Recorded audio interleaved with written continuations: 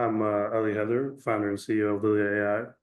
Great to have you all join us again for another webinar. This time we have a very special guest, Dr. Edgar Bedolla.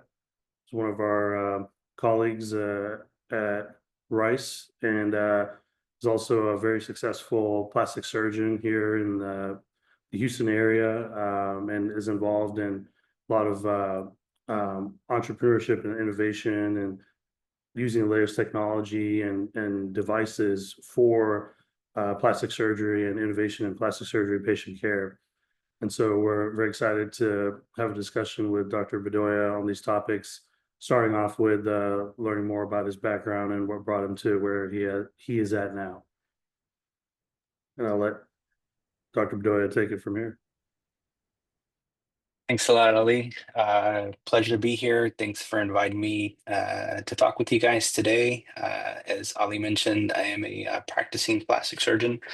I'm primarily private practice, do the majority aesthetic plastic surgery. I don't really do a lot of reconstruction.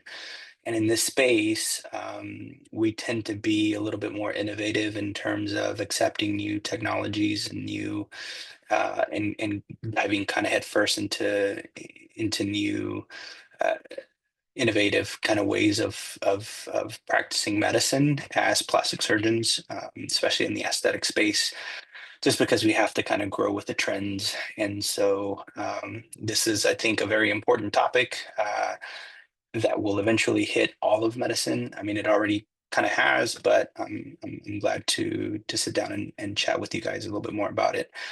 In terms of who I am, like I mentioned, practicing plastic surgery here in Houston metro area. Uh, Eventually opening up an office in Dallas as well. But currently here in Houston in the Clear Lake area, I was originally a fully trained general surgeon, and then decided to pursue plastic surgery as a way of kind of obtaining a little bit more life balance. We just talked about that off the air for a second, but I think that's important. That was an important part for me. It also kind of gives me and lets me kind of scratch my creative itch because I also like to kind of explore things and kind of work with my hands and really kind of be use everything that I've kind of learned in training in plastics has kind of allowed me to do that. So I'm married, 3 kids, so I'm busy with that as well. So good.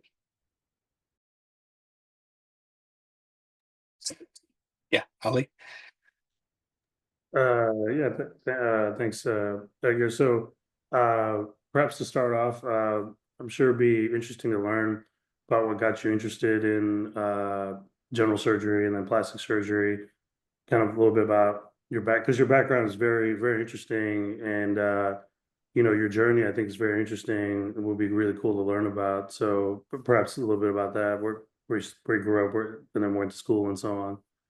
Yeah, absolutely. I think everybody's journey is important, and I think when you go into medicine, a lot of us kind of know or have an idea that we want to do medicine even when we were little kids. Maybe it's part of being altruistic and wanting to help people. That was the case for me. I really kind of enjoyed just trying to help and medicine, and I like science a lot. Science, math, those kinds of subjects was kind of what I was drawn to as a kid. So medicine for me just seemed to be like the next step. In terms of surgery, I mentioned before, it's one of those things where I like working with my hands. I like, being able to actually fix things. I think, in some of the other specialties, you tend to just kind of help manage disease processes, uh, and not so much in surgery. Somebody can come to you specifically with a very specific problem, and surgically, you can use all your skills and acumen and be able to actually resolve issues. And I think that's what drew me to surgery specifically. I grew up in Dallas. I did my training at UT Southwestern.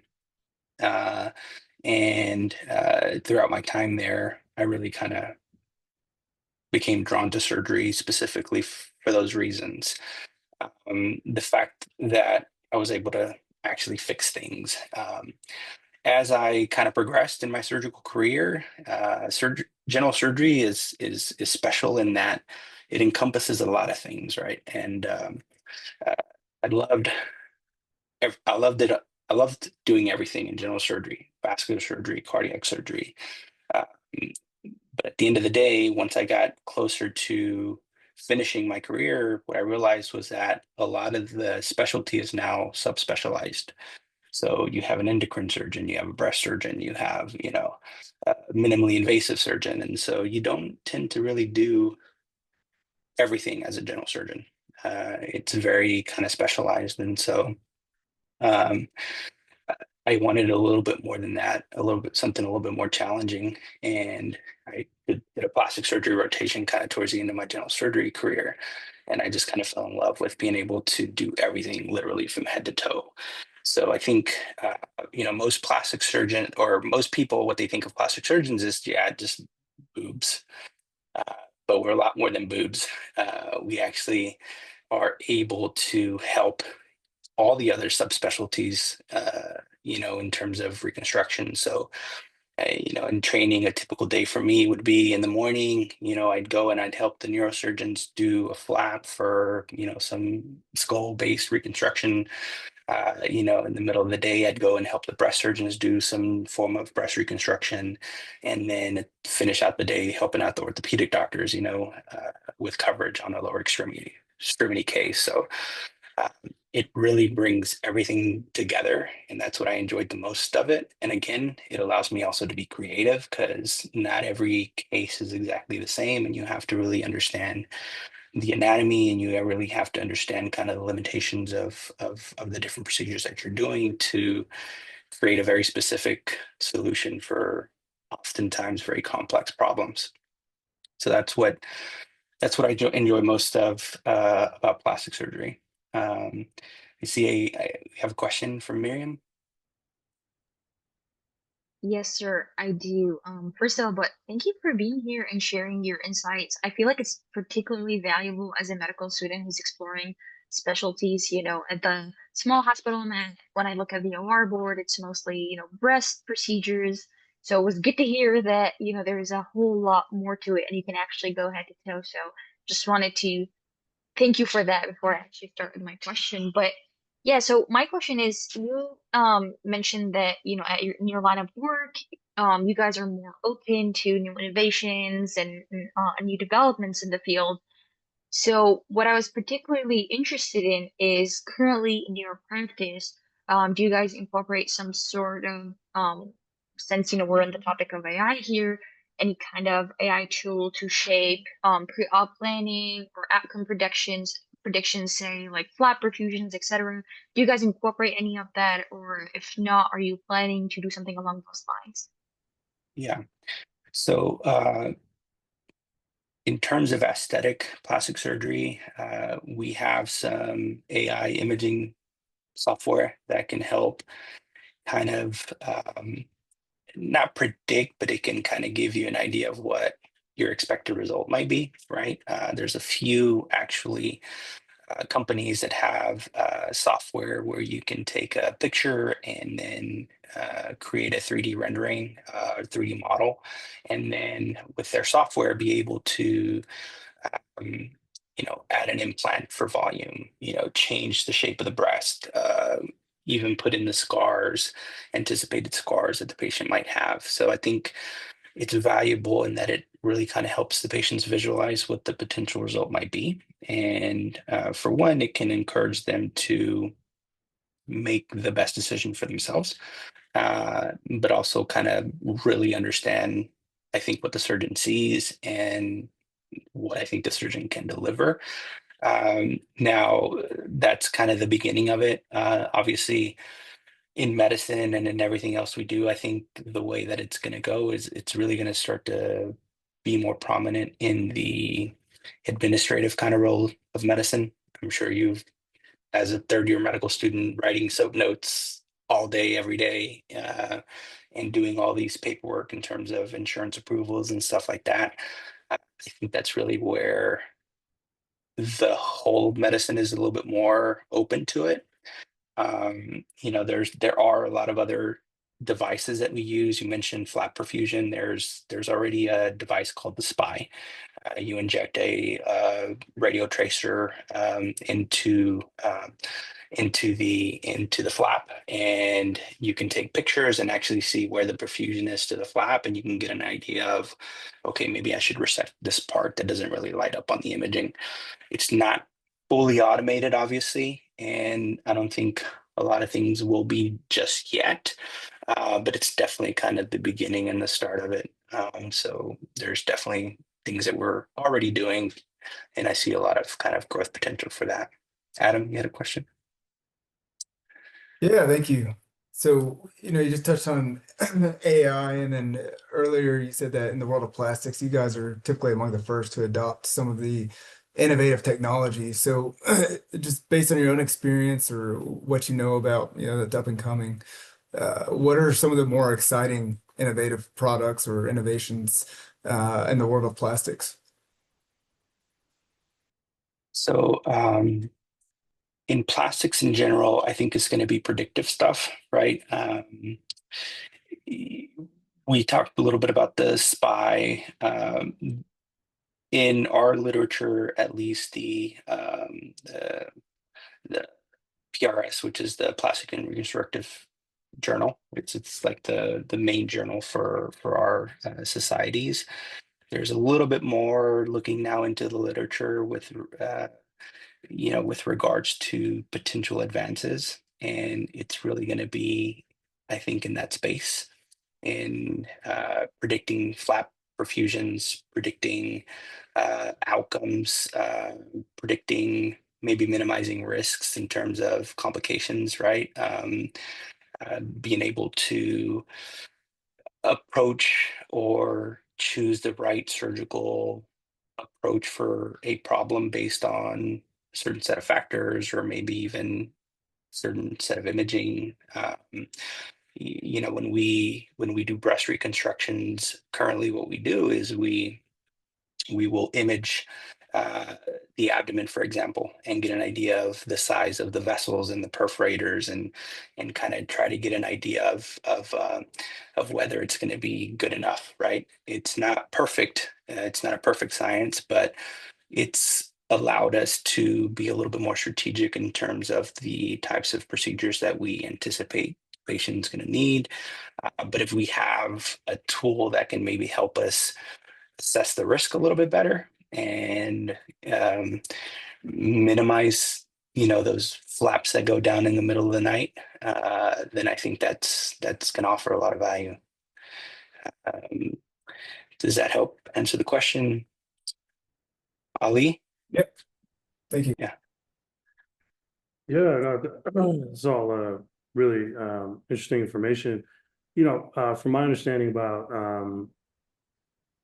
plastic surgery, there's a lot of implants and different types of implants that different plastic surgeons, particularly, I guess, in aesthetic practice, um, uh, kind of pick and choose between from. I was just curious, to learn more about that from your perspective, and what I guess, innovation is in that space.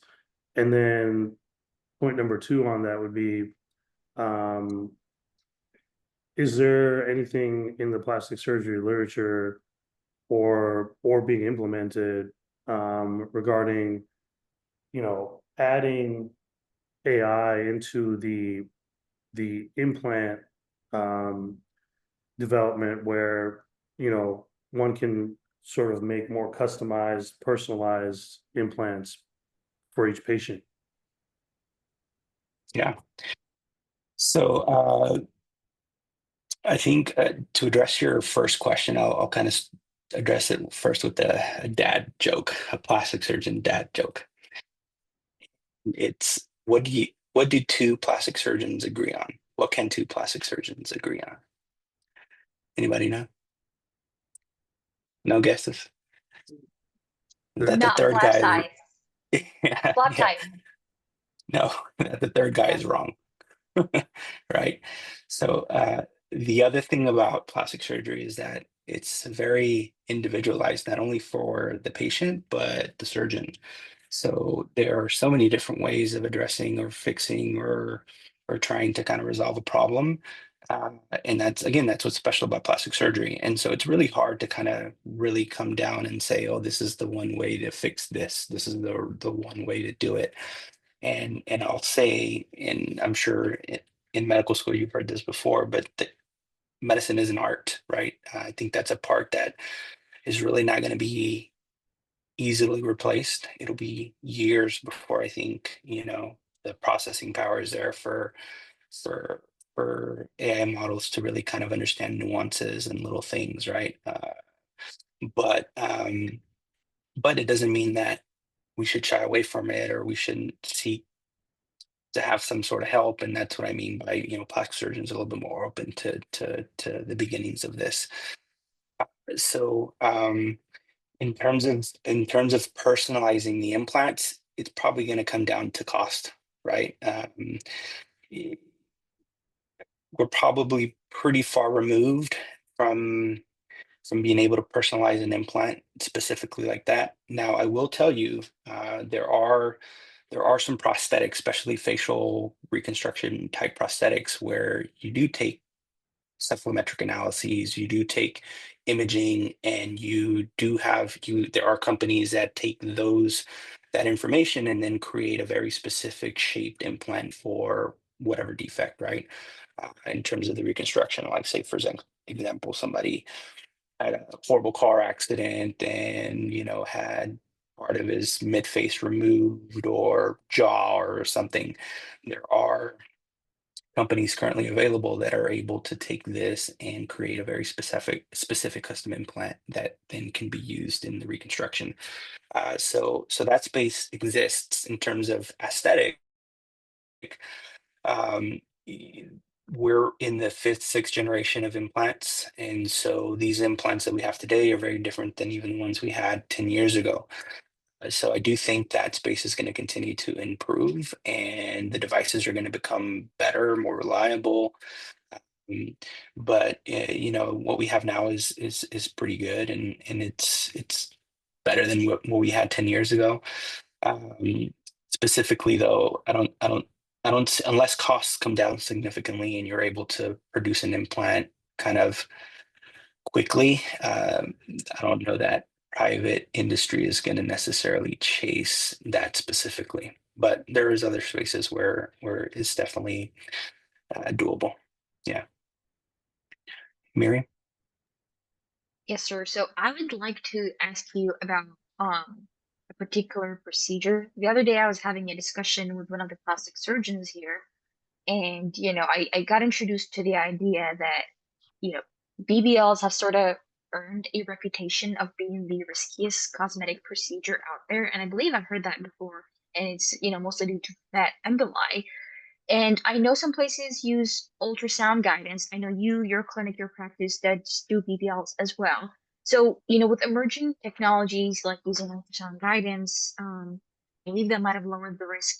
But is there further need to use more technology to additionally decrease the risk? Is the use of ultrasound guidance enough to sort of, help temper that down, or in the world of plastics, are they working towards sort of a way to make this procedure safer for patients? Yeah, that's a great question, and I think that's a good kind of use of the technologies that we have in order to kind of incorporate it into reducing risks. Unfortunately, aesthetic plastic surgery gets a bad rap because there's a lot of people who call themselves plastic surgeons but are not really plastic surgeons, right? They're cosmetic surgeons who maybe have a year of training. They don't have the 8+ years that it takes to actually call yourself a plastic surgeon. and they claim to be certified by whatever board that's not, part of the American Board of Medical Specialties, which is the highest tier in terms of certification. So yes, we've unfortunately brought that kind of on ourselves, and not being able to regulate that space as tightly as it should be. And as a result, you have people who are performing procedures that really shouldn't be. Our society, specifically the Aesthetic Society, created a task force maybe about a little more than that, years ago. And in Miami, where I trained actually, and a couple of my mentors were part of this task force. And they were tasked to figure out exactly why BBLs were at such a increased risk of having bad complications. And they found several things. One, of course, people shouldn't be doing this procedure that are not adequately trained. But more specifically, as they figured, or they found, or they did cadaver studies and they did autopsies on patients with these complications, and they found that the biggest risk is really associated with direct fat injection into the muscle, right? So the gluteus maximus muscle, right behind it is some really pretty big vessels, right? That go down to the leg and create this huge negative pressure of venous return. So you don't necessarily have to inject the fat into the vein. A small little nick on the vein and fat being around the area is enough to create that emboli and cause these kind of devastating complications. So we are definitely aware, and we've changed obviously our practices based on these recommendations. One, again, to use rigid cannulas, to not inject in the muscle, to use some type of imaging device, specifically an ultrasound, which in my practice we do now currently. And it really has minimized those risks significantly. And so part of patient safety, part of minimizing unwanted complications is the use and the incorporation of these technologies. I will tell you that we now have portable ultrasound devices, which back when I was training, you had to carry this big old machine all over the place, and they weren't even that good. And now you have the image on your phone. You can take screenshots or even pictures, send those pictures, upload those pictures directly if you want a radiologist to look at them. And so it really does make the procedure significantly safer. Adam? Yeah, going back to the topic of AI, have you experienced or seen any resistance to the use of AI in a clinical aspect as opposed to administrative from either the physicians or the patients? Yeah, I mean, obviously, when you talk, and I'll kind of address both. I think when you talk to patients about AI, is they think, oh, is a robot going to do my surgery, right? Or is somebody, are you giving up autonomy? And so uh, that's kind of, it's an education thing that I think can kind of be overcome. I think the more, and it already has changed significantly, but the more it's kind of in the news, the more we're openly discussing these new innovations, I think the less fear there will be from a patient perspective. Again, a lot of the use for AI currently, and probably in the short term, is going to be helping doctors with administrative stuff, right? The scheduling, the submissions and the appeals to insurance companies, right? Uh, the communication, the documentation between physicians and um, and patients. There are some tools, some AI agents now that do a little bit of kind of post-op care question answer type stuff, but it's still also kind of checked on and kind of driven and kind of uh,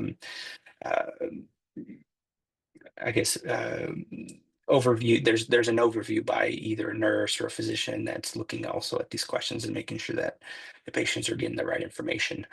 I think that's where patients will have a little bit of resistance to it. In terms of us as physicians, uh, I think the lawyers got in trouble for writing up, some fake cases using AI. I think we may start seeing some of the same issues in terms of publications, right? We want to make sure that we safeguard our data, and we don't just have, because unfortunately, academia or academic medicine, either what is it, publish or perish. If you're not publishing enough, then you're at risk of losing your funding and stuff like that. So I think there will be a pressure on our side as physicians to, maybe run this through whatever model you want, and without any oversight, we have, we run the risk of having not the right data or incorrect analyses of things. I think that's where we need to be pretty cognizant on in terms of the physician resistance. Um, I think most doctors understand that, or at least we're not fearful that an AI is going to take our job, at least not immediately, right? Uh, and again, for the same reason, kind of that we talked about earlier, is medicine is an art, and there's a lot of little things and little nuances that that's required to make the right diagnoses, right? Miriam and Ali will kind of echo this sentiment, but in medicine, they teach you all about the zebras, and they harp on, the tiny little things that can maybe indicate that this common presentation may be something completely different. And so I think, I don't think physicians will oppose it necessarily because of that, but I do think in the space of research and stuff like that, we need to be aware. Miriam? Yeah, so first of all, thank you for echoing that thing about that you said about research, because even as medical students, we are facing that, right? If you want to end up in a good specialty, especially plastics pretty competitive, and there's that pressure to just keep publishing, even though it's not necessarily the most high quality publication. And a lot of students are resorting to using models, just feeding it the data and have it cranked out in like an abstract, right? They do minimal editing. So I have been, personally hit in the face with that, and it's overwhelming for sure. So thank you for touching on that. But yeah, my question is, so we talked about obviously the positives of using AI in your line of work, right? All the admin stuff, the analyses and all of that. But I was curious about whether or not you've been faced with the negative aspects. And what I really mean here is that um with the rise of sort of like AI generated facial edits, particularly on social media, I know you have a social media presence. How do you think this is affecting like patient perceptions and expectations of like when they do the plastic consult with you? Like I know I've seen some crazy edits, right? Do they come with you and be like, here, make me look like this, or how do you Yeah. deal with that? So that's a kind of expectation management type of thing, right? Uh, Interesting enough, there's a recent pub, article published in the Aesthetic Society Journal, which actually tried to use AI or AI imaging in order to find out what the most aesthetic breast would be for Caucasian, African American, and Asian patient populations. It wasn't far removed from what our typical, golden ratio type aesthetic uh, things were, but you can already see how, we're starting to kind of be or kind of use AI and maybe not the right way, right?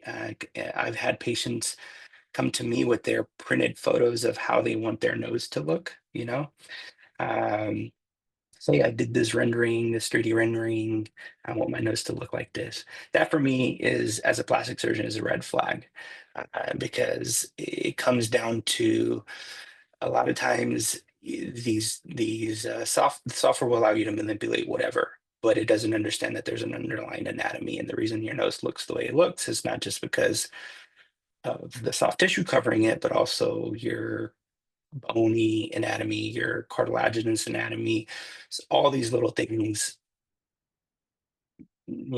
make your nose the way it looks. And just because you can subtract it on a 3D rendering doesn't necessarily mean that I can do it physically, or surgically. And so it comes down to education and kind of managing expectations for patients and helping them understand that, okay, yes, I see your aesthetic. I see this is what you like, but look at the limitations. We're not going to be able to do this because of this reason or for this reason. Most patients obviously still trust us in terms of as being medical professionals, and they do understand that after you kind of explain that to them. But if you are unscrupulous and you say, "Oh yeah, I can do that," then you're going to be in for a rough time. The patient's not going to be happy. You're not gonna do well. And in this day and age where a bad result can haunt you for life, you want to try to kind of avoid those things. Mhm. Ali? Yeah, on that general topic, we curious to get your thoughts on, with social media and all this, uh, you know, stuff out in the news about, particularly younger adults, teenagers, and so on, and their visual appearance. I was just curious, in your in your practice, seeing how technology is impacting society overall, right? Not just in medicine. As a plastic surgeon, I mean, have you seen changes in how what patients expect or like the way they think when they come to you compared to, let's say, Mhm. you started your training compared to now because of social media? Yeah. I mean, plastic surgery in general is kind of trendy, right? We do have to change with the trends. I think a few years ago, like large volume BBLs were kind of the thing, right? Because of what was going on in social media, the social media personalities, and kind of the way that they kind of brought it to light. And so um, there's definitely an influence for sure, right? So new trends will show up, and we'll have patients come in requesting certain things, even certain procedures. A lot of it, again, just kind of comes down to patient education and managing expectations and being honest about what is actually possible, right? And um, I think a lot of us, when we see patients who bring in specific pictures or wish pictures, right, we try to kind of understand what their goal is. Like, because you and I both can look at a picture and we can see something totally different, right? Uh, and she may be showing me a picture, or he may be showing me a picture to show me something very specific, but unless we really have a conversation about what their expectations are or what their goals are, then it makes it really hard to be able to accomplish that. So it's definitely I've definitely seen those changes in terms of like body dysmorphia or unrealistic expectations. That's always kind of been a case in aesthetic plastic surgery. In fact, we even have a name for it, body dysmorphia, right? Patients who see their body very differently than what the actually objective, you know, proportions or even the way it looks. And so uh, plastic surgeons employ the use of objective pictures, right, all the time. That's why you see us have a lot of before and after pictures, and a lot of that is also to have that objective data. Hey, look, listen, this is what things looked like before. This is where things improve. Those kinds of things. I think that can kind of help mitigate those things. Luckily, I don't know. I don't know. There's definitely a lot more AI generated content lately on social media. Yeah, I'm definitely curious to see how that's going to change going forward in terms of what the patients are wanting and requiring. But yeah, it's definitely impactful.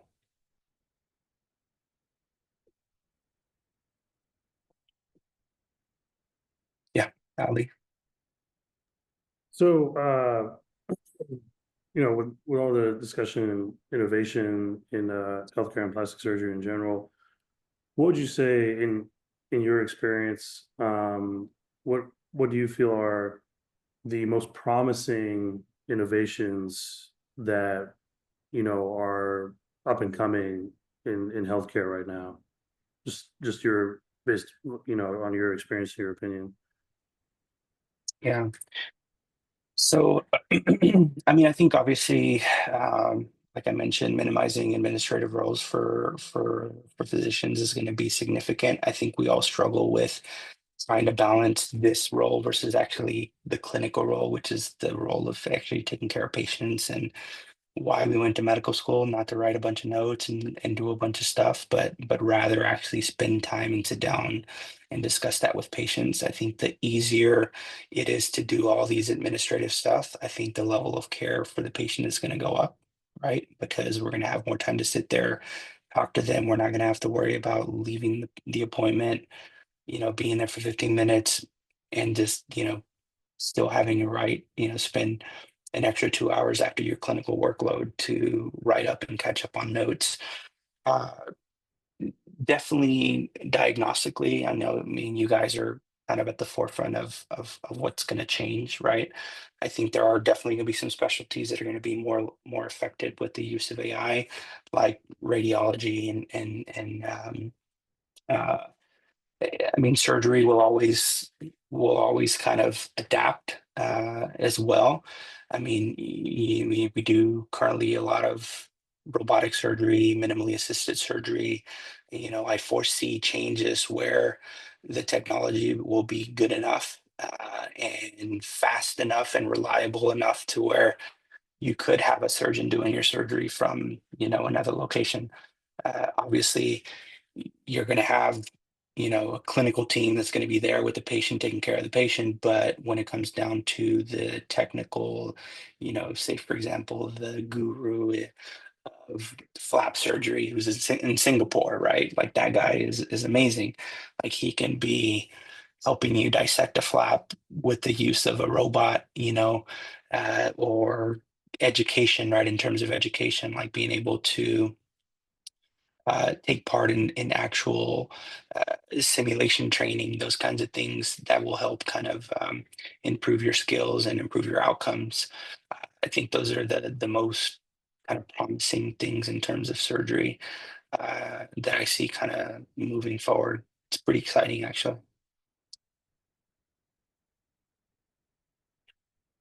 Other question, Miriam? Sorry. Yeah, so this is more of a plastics niche question, right? And it has to do with a recent interaction I had with a plastic surgeon. So, we briefly touched on body dysmorphia here, and you have a lot of your patients coming into you to either lose their fat or move their fat elsewhere, right? So I scrubbed in on a fat grafting surgery, and one of the surgeons described fat as liquid gold, right? And that was the first time I hear that. And then I left the surgery thinking that I'll never hit on my fat again. But the reason being is that, he said, and I've been reading that, fat grafts can be used for regenerative effects beyond volume restoration, like because they have, stem cells or vascular factors. So from your experience or from like the plastic surgery literature, how are these regenerative properties being applied clinically? Have you personally, say, used, fat grafts for more than just like contouring, but rather to improve damage or irradiated tissue before? Yeah, that's an excellent question, and I think that also kind of touches on what Ali was kind of inferring in terms of what the next advances will be.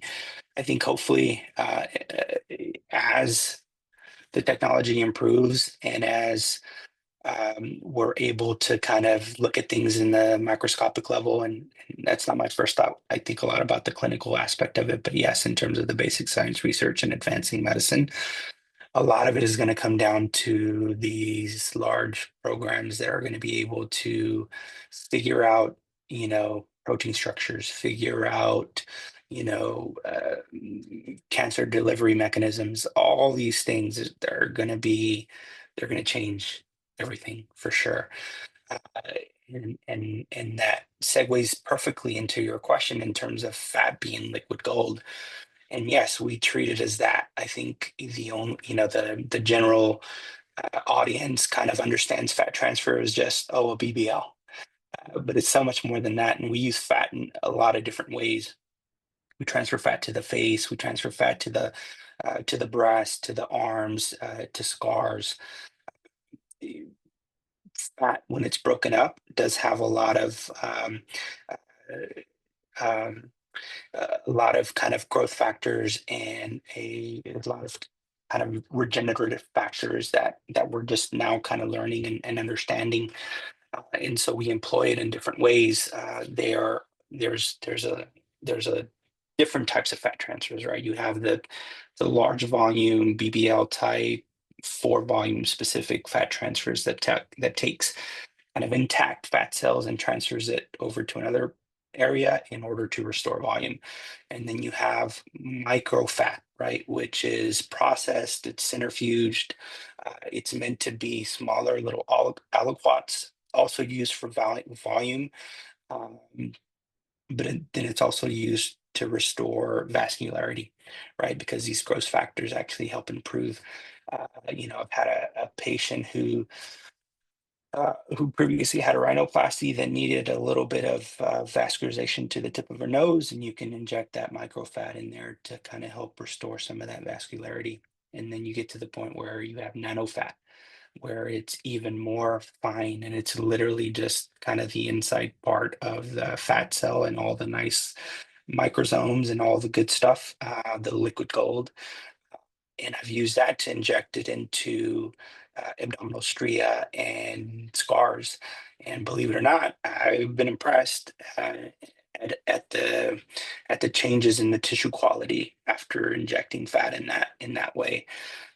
So yes, they're absolutely right when they say that fat is liquid gold. We're just now kind of learning how to apply it and how to use it. And yes, I think with technology and the improvement of AI, we can kind of open up that understanding of the different types of uses. So yeah, it's pretty interesting. It's gonna be awesome. Any other question?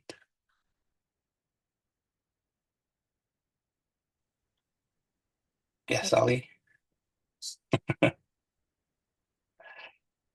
Sorry, I didn't mean to cut Kate off. Kate can go. Okay, sorry. Hi, sorry, I joined in late, but No I just worries. had a question, like has AI been used? Because I've seen a lot of like AI generated selfies and stuff as well. Can it be used for patients like this would look like post-op kind of thing? Yeah, so we talked a little bit about it. There are some imaging softwares and tools that we use currently, where you can take kind of still pictures and then it will create a 3D rendering or a 3D model of the patient. And then using the software, you can put in specific type of implants. You can change the soft tissue. You can even add scars into where you propose you're going to make your incisions, uh, and so it's been helpful in terms of allowing patients to visualize the changes that I think they want to see, or that you think you can make for them, and kind of gives them a little bit better idea of what their postoperative result is going to be. So that definitely does exist right now. Obviously, there's going to be improvements. I know one company was actually working on using kind of augmented reality. So pairing it with like an Oculus or some form of, AR device where you create the model, you put on the glasses, and then you look around and you can actually physically see the changes on yourself. So yeah, all that stuff is happening. It's really cool. But do you think then it kind of increases like their satisfaction after? Because I'm sure for some people then it may prolong and like make the process a little more stressful because then you're kind of more obsessing over the details and Yeah. like the what ifs. Yeah, I think that comes down to, again, managing expectations and being upfront with the patient as a surgeon, and we always preface it by saying, oh, these are representative pictures of what your potential results can be, right? Because yeah, things happen.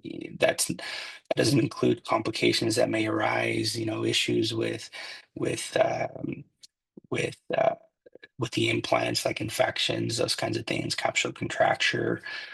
So yes, I think having a healthy bit of skepticism when it comes to those things is good, and it is important to talk to the patients in that way, making sure that they don't become too obsessed about it. Uh, but you're right. I mean, there is a risk of having these kind of unrealistic expectations based off of some imaging that was created that may not be completely representative. Yeah, Thank you. you're welcome. Ali? Yeah, so if anyone else has any additional questions, feel free to ask. But I'd like to maybe just wrap up this very interesting and informative discussion. What would you say right now? Because we hear the hype behind AI and in all industries. As we talked about, offline and at Rice and everything we learn in the business world, it's like AI is taking over everything. But in reality, we understand that it has its limitations. And what would you say, in your experience, in your professional opinion, what are some key limitations of AI in healthcare, whether it's in your practice or in general right now? Yeah.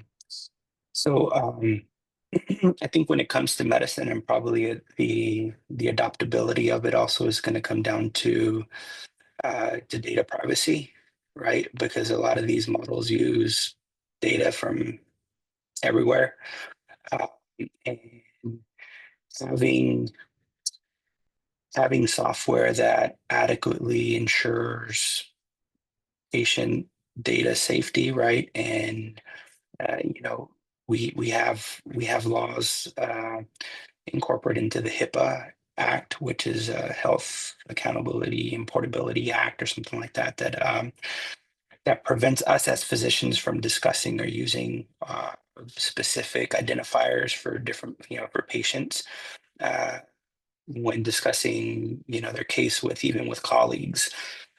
I think that may be one of the biggest limitations in terms of the adoptability of AI with medicine. There's definitely workarounds to it, and it's going to come probably down to some disclosure agreement and some, signing off that your information is going to be used to help this model develop this, certain workflow or whatever it is. That may be an issue there, and I think that that's probably the biggest. The curve has been exponential, I think, over the last couple of years. So it's hard to really say, hey, we're going to be limited by this in a few years. I mean, there's some advances in also computing, right? In quantum computing, I think that's going to just make these models even quicker and faster to develop. But I guess the other limitation would just be using them for the right reasons and the right in the right applications. Yeah, there's going to be all these different companies offering certain benefits to their software, but in medicine we have to be a little bit more scrutinous in terms of who we let or who we give big contracts to in order to expand, and a lot of it is going to come down to patient safety and data privacy. Yeah. Absolutely. Yeah, thank you. Those are great points. And if no one has any additional questions, happy to wrap up this very interesting webinar with Dr. Bedolla. Now, one fun fact before we wrap up: Dr. Bedolla is a internet celebrity as well. So, Dr. Bedolla, how can we find you on Instagram if let's say we're looking for, your professional services? So all my social media handles are Bedolla, that's Bedolla MD. You can find me on Instagram, YouTube. I'm probably gonna have to start a TikTok soon. Uh, I focus more on educational content. I'm not gonna be dancing in the operating room doing procedures, obviously. But it is a big part of marketing for us as plastic surgeons in the aesthetic space. So you can find me there. My website is the same, bedollamd.com or eb-plasticsurgery.com. Awesome. Awesome. Well, thank you again, and looking forward to posting our webinar on our Yeah. YouTube channel and having it on our social media platforms. And thank you all for attending. Yeah, thank you guys. Appreciate it. Hope you guys learned a little something. And if you have any questions, Ollie knows where I live. I'm just kidding. All right. Thanks again, guys.